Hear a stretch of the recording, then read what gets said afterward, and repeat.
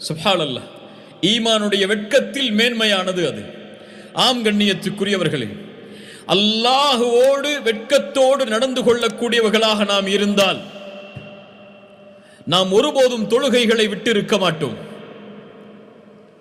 அல்லாஹுவோடு வெட்க குணத்தில் நடந்து கொள்ளக்கூடியவர்களாக இருந்தால் எம்முடைய நாவுகள் பொய் சொல்லி இருக்காது, எம்முடைய நாவுகள் புறம் கூறி இருக்காது, எம்முடைய நாவுகள் பிறருடைய உள்ளத்தை காயப்படுத்தி இருக்காது, எம்முடைய நாவுகள் பிறருடைய குறைகளை மக்களிடத்தில் கூறி இருக்காது, எம்முடைய நாவுகள் பிறருடைய மானங்களை பற்றி பேசி இருக்காது. ஏன்?